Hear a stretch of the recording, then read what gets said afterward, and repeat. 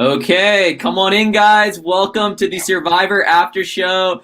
I'm gonna run with it. We need some sort of intro.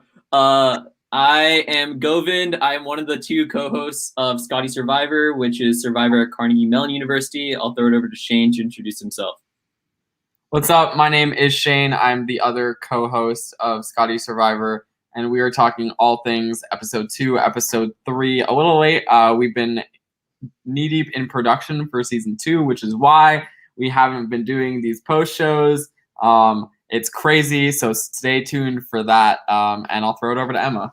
Yeah, hello. I'm back. I know nothing, so I'm here to chat about episodes 2 and 3 with no knowledge of the future. So some exciting things happened in 2 and 3, and I hear it only gets more exciting from here. So I'm excited to chat about it. I think the biggest thing to just share with all viewers who might be watching this now, all of our strong 2 viewers currently, or all of the many thousands that will check this out afterwards, the game only gets wilder from here. I think that episodes 2 and 3, it's more so a tribe consensus as to who goes home, and we see Kevin and Elle going home with one person going home from both tribes. But after we get to the swap, things goes completely crazy. And you'll see people who had relationships prior to the game, a little bit of that come out. You'll see people trying to make moves against their own tribes, make moves along tribe lines, and seeing how that plays out is crazy. So if you've made it this far, for sure, stay tuned. Emma, walk me through your thoughts on episodes 2 and 3. Yeah, okay. Lots of thoughts. I think in my head, episodes 2 and 3 are kind of like a jumbled mess, so I'm just going to generally talk about them as like one continuous piece of art. So episode 2, obviously the big sad was Kevin going home. That was sad for me to see a remote player go home because I was hoping that Kevin and Cushy could figure something out, but I think he sort of made similar mistakes to Gerald, just getting a little over-eager about trying to pull people in, trying to make something happen that unfortunately he could not get to work. So that was sad to see Kevin go. I felt like he had some potential in the game, but obviously it's hard when he's remote and, didn't make the smartest move at the beginning. And unfortunately, I think especially at the beginning when relationships aren't as strong, one bad move is all it takes. So that was sad to see Kevin go, and it definitely makes me a little more nervous for Cushy, especially her being like now the only person in her time zone, the only person in remote. So we'll see what happens. And also I think unfortunately Cushy took a little bit of an L there at the end because she was not wanting Kevin to go home, and sort of like wasn't really down to vote him out. And then of course, everyone else voted for him. She was left out of the vote. That clearly did not feel good. And now there's like some trust issues over on, is that the Ogun tribe? Balder. Who is Balder? Yeah, okay. So some issues over on the Balder tribe with trust now. Although I'm not sure that there should be. I understand why they left Cushy out of the vote, and I think if I'm Cushy at this point, I just kind of have to suck up that it happened, that, I was not willing to vote Kevin out, and that's that, and kind of have to move past it. We'll see if she can do that if they go back to tribal council, or if she's with some other Balder people after swap or whatever happens. But I think she was a little hurt over that, and I'm hoping she can move past that because I think that could hold her back because I don't think anyone else is feeling resentful towards her for not wanting to vote out Kevin. And then episode 3, of course, Elle went home. Before we hop into that, let's, I think, sink a little bit more into episode 2. I think one thing that really surprised me when actually in the moment and going through that tribal was people's perception of Cushy and Kevin's relationship. I think you see that afterwards with all of the sad music in the beginning of episode 3, that Cushy was under the assumption that everybody was voting out Zoe. Because of that, she went with that plan. She, of course, wouldn't like to vote out Kevin, but wasn't going to be super, super opposed to it if that was the case, that everybody was voting Kevin. And I think she was very blindsided by the fact that people didn't trust her enough. because of it. And you see that at the beginning of episode 3 with her talking about, oh, I hope that Eric was in on this. I've had these good talks with Eric. And you see Eric at the center of all things Balder. So what I'm really interested in seeing when we move into the swap is, does Cushy now stay with Balder, or does she feel slighted by all these people who have done her dirty and try to make a move against somebody who she thought was an ally previously, or something along those lines? Shane, do you have any thoughts on episode 2? Yeah, I mean, it was kind of a choice to leave her out of the vote. You can't really tell from the edit, but Kevin was not somebody looking for the idol. He was not going through social media, like really scheming to try to find it. So they should have known that he wouldn't have had it. And not including Cushy was a really big mistake. I think absolutely, like, Survivor is not about, it's all about how you manage the situations. Like, yes, you can pull off these big moves that are great, but if you if you leave the people that you pulled off the moves without queuing them in, like, without any knowledge, that's dangerous because they can do whatever the hell they want afterwards. So, like, it's about how you cater to people more so than like how you pull off moves, if that makes sense. And that was a move that they pulled off, but it wasn't effective because they forgot to cater to somebody who is incredibly important to their tribe still. So yeah. So on that note, Shane, what do you think about the possibility of then in episode 2 instead? Looks like we've dropped Emma off here, but Balder not making the move to throw the challenge, because now you still have Cushy on your tribe who feels extremely slighted. You end up winning the challenge and you can't vote her off before a swap. Walk me through what your thoughts there were. Well, I mean, I don't think they genuinely wanted to vote her off. Okay. Like, I don't think they ever thought like, like, we have to worry about Cushy. And I'm not saying they do, but I think that they weren't really thinking, oh, let's throw the challenge. It was more so, let's win the challenge, because I think both groups of people knew that there's never an easy vote. So both alliances knew that if they lost, Cushy might be the easy vote, but we all know that these people would have been scheming to figure out what they were going to do. And it likely probably would have resulted in a 4-4 vote, which would have been incredibly messy. So I think they all knew that that was a possibility, and therefore they were like, it's just not worth the risk. And they also generally like Cushy. It wasn't about, oh, we dislike her, so we're going to leave her out of the vote. We've seen that too in other college Survivor and regular Survivor. People just don't like each other, and so they leave each other out of the vote. This wasn't the case here. It was more so they were paranoid. They let their paranoia get to them about Kevin, who clearly didn't have an idol. And they could have just told Cushy and moved on, and she would have been annoyed about it, but she would have had more trust in them. 100%. Emma, do you think that was a move that you would have agreed with? Do you think you would have thrown a challenge to get out Cushy if you're in that spot? What do you think? I don't know about throwing a challenge. I think in general, at least in like Survivor things, that doesn't always end the way people hope it will.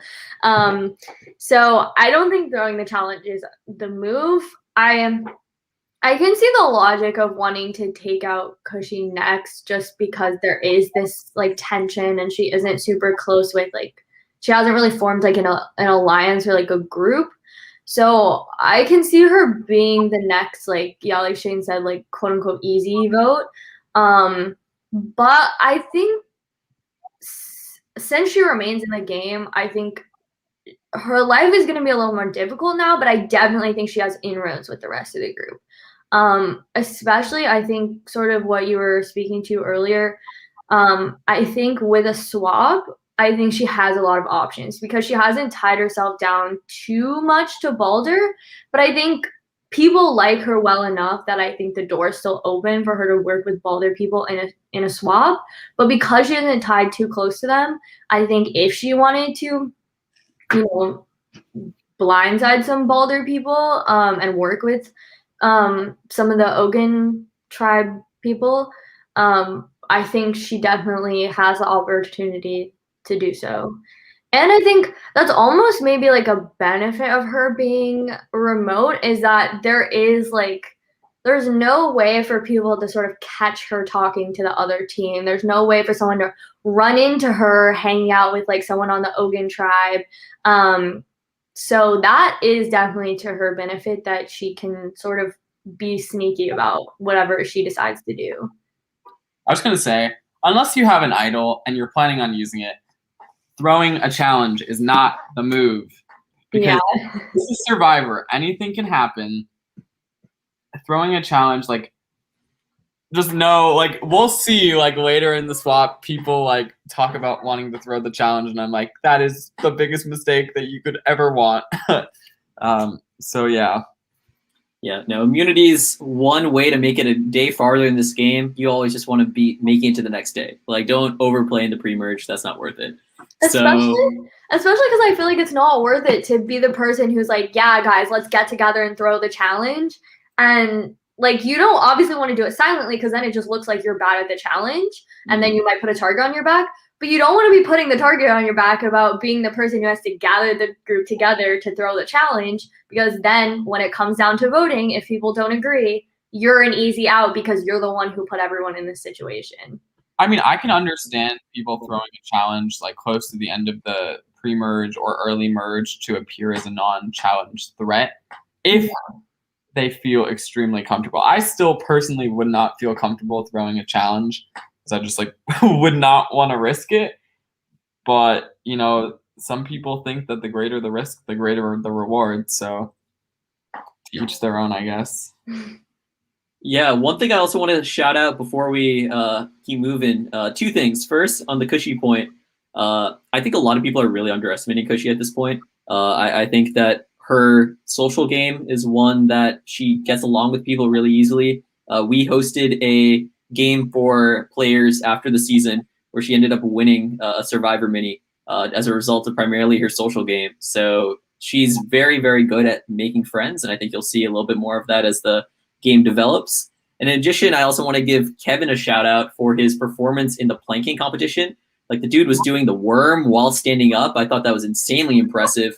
So all props to him. I know that'll for sure be a GIF in our Survivor Discord moving forward. So like, I'm fully about it. Also, just shout out Kevin. He's been despite going home so early, him and Gerald have both remained super active, as has Elle in the Scotty Survivor community, helping with season 2. So we super appreciate that. R.I.P. Kevin. The funny thing about Kevin's boot was that he wasn't saying anything factually inaccurate. Yeah. And he didn't even, to my knowledge, like, he didn't even know that what he was saying was like not true. But if he had just given some names, if he had just spewed a couple, people might have saved him. And that's his hesitancy to throw people's name out was what did him in. I think if there was any sort of meat behind what he was saying, Sarah and Amara would have taken that right up. And those three plus Michael, Cushy, Kevin, Sarah, Amara, and Michael, maybe Michael, would have voted against Apple Mile, depending on who it was. If Michael said he wasn't willing to vote against Zoe, he might have been willing to vote against Corey or May. So one mistake. I think that's super fair. I am unsure how likely that would have happened, just because I think that Kevin in the first few days of the game, and I think you hear this in I think one of Zoe's confessionals, where it seems like very difficult to like talk with him for an extended period of time. It seems very forced on Zoom, is what many of the players thought. So if he was able to create, I think, those social connections week 1 and then do what you were saying, Shane, I think for sure he's still chilling. But I think that right, but if Megan had come back to Sarah and Amara and been like, Eric, Corey, and May are throwing out your names, then like probably something else. Yeah. Okay. Fair. Yeah, I think that's totally fair. I think at that point, like, I think Sarah probably at that point is also itching to begin to play the game. I think you see a little bit of that in episode 3, where girl finds an idol and then is like ready to hide a fake right after that. So I think we can hop a little bit into episode 3. Emma, what were your thoughts on all of that stuff? Oh man, I feel like a lot happened in episode 3. I feel like a lot of things, I wish I'd written them all down, but I feel like we saw a lot of things in episode 3 that are really starting to build the foundation of what I think we'll see for the rest of the season. Obviously, I don't know what's coming, but I feel like we started to see, like for example, towards the end, we saw Olivia, Leo, and Anthony sort of make that alliance official. Things like that, Sarah obviously finding the idol, things like that I think are gonna come back to be big parts of the rest of the season. So that was cool to see. I thought the challenge and like how the challenge panned out was really interesting. I was sad to see that Elle sort of like threw her name on the chopping block as like, it's cool, vote me out. Because I think towards the end she started looking for the idol and it seemed like maybe she was not as ready to go home. And I think, I understand from like an emotional standpoint, you feel bad, you let the team down and you sort of feel like, well, if this is going to be the end of the road for me, like I'll just make it easy for them. But I wish, like watching it, I was like, no, Elle, like please don't. Because I think they would have, had she not said that, I'm not sure she would have gone home. Because it seems like no one really wanted to do it, but it was just like so easy and agreeable that it was just an easy way to keep from everyone protecting themselves from going home. But the whole like thing with Michael, what did he say? He said something. He was like getting the box open was harder than the puzzle, or something like that. Yeah. And I heard it when it like first played, and I was like, oh, that's bold. But then everyone caught on to it, and it kind of became a sticking point. And I think in one of his confessionals, he was like, I got a little too excited, got a little too cocky. I shouldn't have said that. And I was like, oh, brother, you don't know how much you should not have said that. I feel like that's going to come back to bite him in the ass. Not necessarily that people are going to like bring that up. I mean, maybe they will. But I think that left a bad taste in a lot of people's mouth. Even, I think, potentially some people on Boulder who might recognize that was kind of not a cool thing to do. And so I think a lot of times in Survivor, you can do something that isn't like a blatantly horrendous move that can still really hurt you later on, because I think people don't feel really comfortable with Michael after that, especially a lot of the Ogun tribe. So that's unfortunate that one sort of slip for Michael, I think, is definitely going to hurt his game, especially come a swap. I can't see anyone on Ogun being like, hell yeah, let's work with Michael. I just don't see that happening. So I think that puts him in a tough position, especially if he's on the bottom after a swap. So we'll see what goes from there. But yeah, I think, I guess to touch back on Sarah with the idol, I was very, very happy when she was like ready to go out and buy that little keychain and hide a fake idol. I thought that was smart, although well, I guess, I don't know. Maybe people don't know what the idol they're looking for should look like.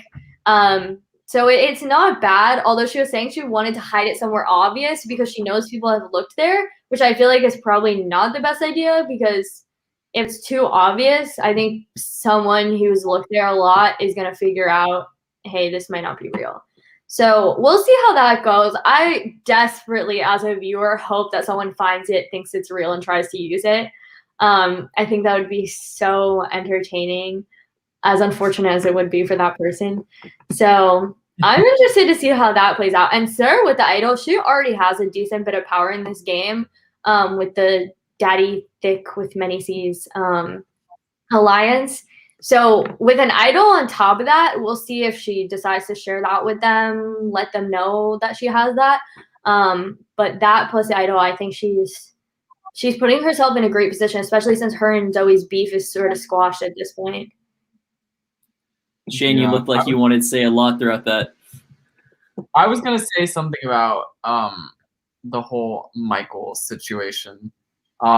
Especially in the early parts of the game, people are looking for literally any reason to get rid of anybody. like you saw like with Elle and Kevin and even Gerald, like one thing was the reason that they went home. And so just like keep your mouth shut, bro. Like don't say that. Pretty much. That's all I have to say about that. I think that's the issue when you have a super fan on the cast, right? Like he's just so excited to be playing this game that like every little win is like huge to him.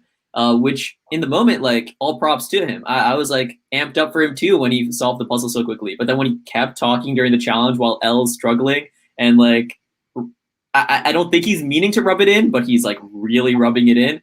That for sure might have issues when it comes to the swap. I think one thing too, going back to the stuff about Elle, is I remember when we were conducting Elle's exit interview right after she was voted out, she thought that her goose was cooked the moment she screwed up the challenge. But had she not raised her white flag, no chance she's going home with that vote. They for sure, at least in my opinion, from what was going on, Shane, feel free to disagree with me. I think they go for one of the freshmen again, either Audrey or Hallie. So I think Audrey. So I think that's a huge like win for the freshmen there. That they really got out with Elle just throwing in the towel, even when she was like pretty well. Even though she wasn't in like a formal alliance outside Olivia's, she was for sure like at least had good relationships with the Jorts for Leo people, which were again like Anthony, Leo, and Olivia. So I doubt she was going home that early. So for sure hated to see it. And I know for a fact that Elle has like regretted that since. She thinks she could have done a lot better in the game, and I do feel quite bad about that. I was one of the people I thought was going to go quite far. And so when she did that, I was like, no, like if you just, and even Amara was telling her on the other tribe, like reach out to people. Like it doesn't mean that it's over. And she was like, no, I fucked up. Like I'm the one who's going. So I think she just like assumed that they all were going to vote her out and just kind of like, was like, all right, like I'm done. But that wasn't the case, which was super sad. Yeah, hated to see that. Hard to watch. I think one really interesting thing about watching like College Survivor especially is you see a lot of like people who've never heard of the show Survivor and a lot of people who are like huge super fans. And just seeing the ways in which they value challenges is like very, very different. You see a lot of people who haven't really watched Survivor before think like, okay, we need to keep the tribe strong. Like that's the most important thing. So if I screw up the challenge, I'm probably going home. Whereas if you put on Survivor fan, they're probably like, okay, you screwed up the challenge. Who cares? You're at least an ally of mine. You helped me with my votes, so I'm going to keep you around. So, right. Indeed. A little bit of foreshadowing there for season 2. But yeah, I'd say there's for sure a lot to think about when you're going through these votes pre-merge. And I think what you see there, even with like a Leo or somebody who probably would have still benefited from Elle staying in the game, is that it's so early in the game, you're not going to stick out your neck and try to like make some major move to try and keep somebody in the game who's raising the white flag. So that kind of sucks. But going back to what you were saying, Emma, about Sarah's idol, you see a little bit of a teaser in the trailer for the season where I'm raising this thing and saying this is not a real hidden immunity idol. So we may or may not see something in the future. Oh my god, I love that. Lot more to be said there. And I think that there are a lot more people who are going to begin thinking through how idols play into the game.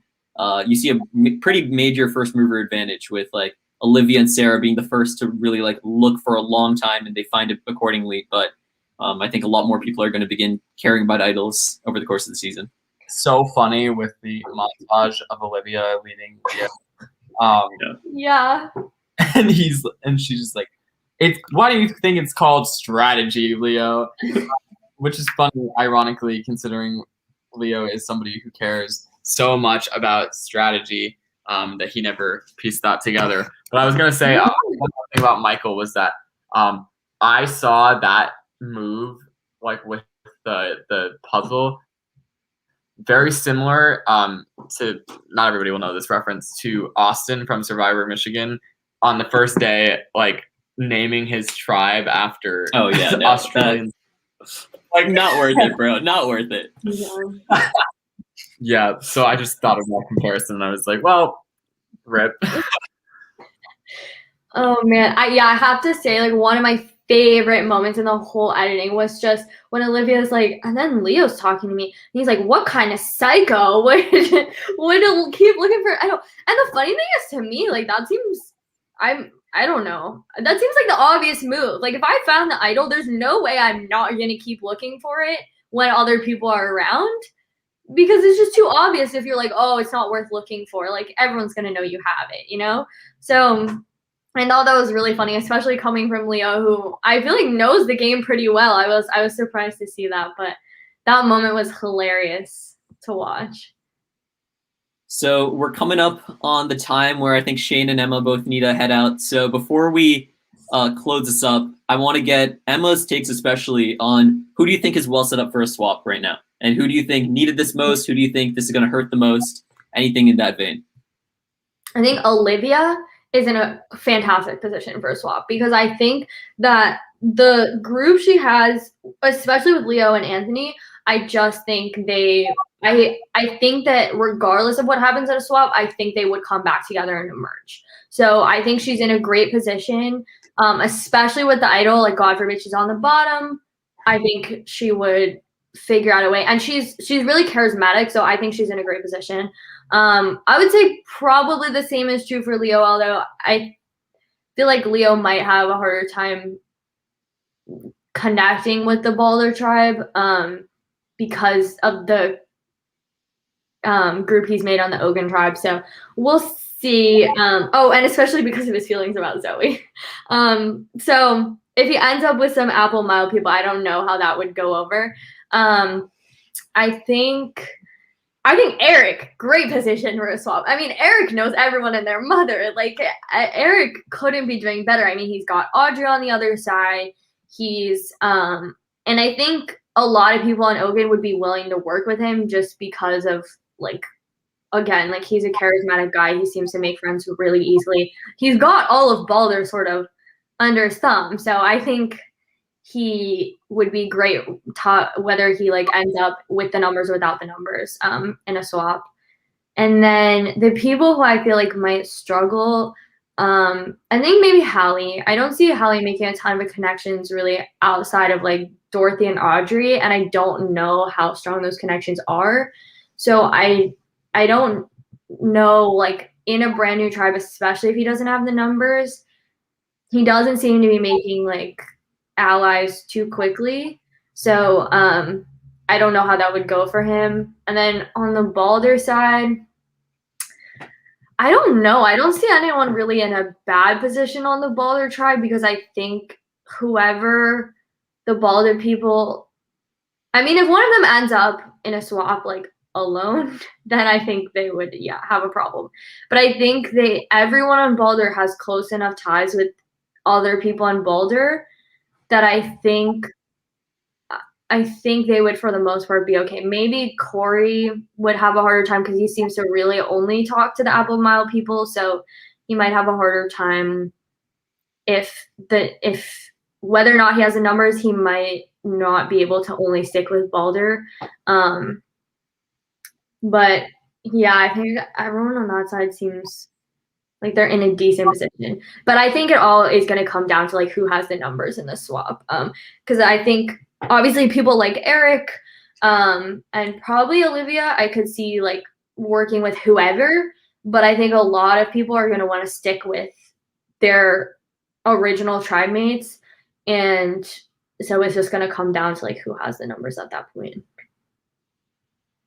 I think that makes a ton of sense. Shane, you got any final thoughts? I'm gonna keep my lips sealed. Just wait till Tuesday. God. Yeah.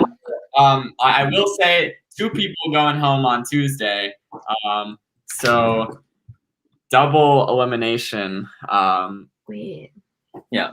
All I'd say is watch out for the first years on both tribes. I think you see first years in the minority on either side. That might mean something moving forward. I think you're about to watch the first real game moves of this season where people are willing to actually make moves rather than just looking to see who stands out from the crowd. And I think Scotty Survivor is about to go into high gear. So with that, we're going to be signing off. We'll probably be back next week, hopefully, assuming that season 2 doesn't continue to go crazy on us and we have time to film this. But thank you for watching. We'll be back next week. Please tune in Tuesday at 8 p.m. For the next episode of Scotty Survivor Steel City. Take care, everyone. Bye.